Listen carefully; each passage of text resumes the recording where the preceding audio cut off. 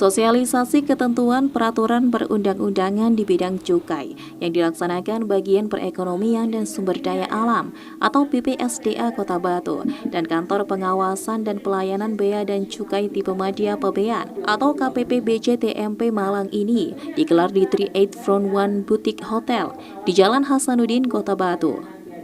Gencarnya sosialisasi peraturan perundang-undangan di bidang cukai yang dilakukan menunjukkan hasil yang efektif. Hal ini terlihat dari menurunnya jumlah pelanggaran. Kasih Penyuluhan dan Layanan Informasi KPP BCTMP, Sanjay Asbai, menjelaskan bahwa dibandingkan tahun 2020 lalu, pada bulan yang sama, yakni bulan September 2021 ini, angka penindakan rokok ilegal turun.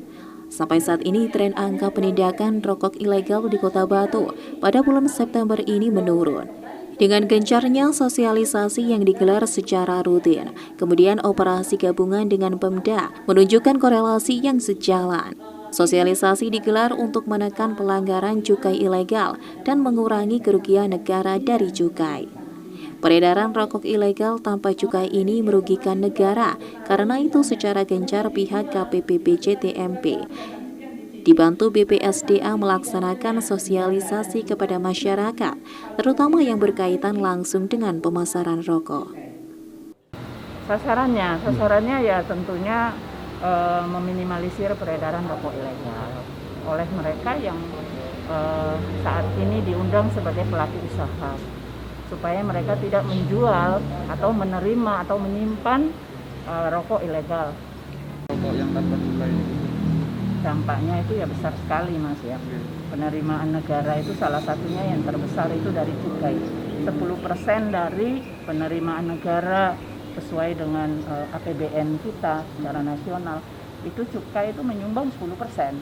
Nah, otomatis penerimaan negara dalam hal cukai itu memang benar-benar harus ditingkatkan menjadi konsentrasi kita bersama, karena dampaknya dari rokok ilegal ini adalah pembelian pita cukai otomatis menjadi terganggu.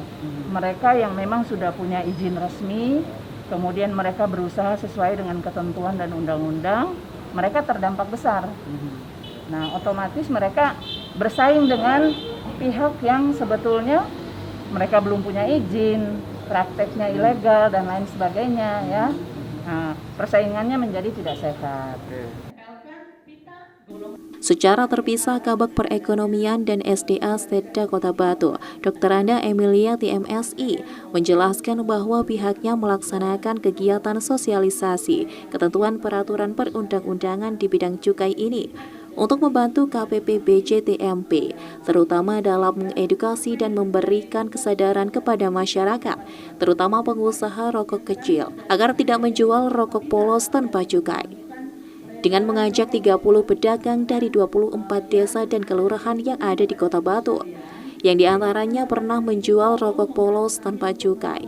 Namun hal itu dilakukan sebelum mereka mengetahui aturan bahwa sanksi yang diberikan akan sangat berat.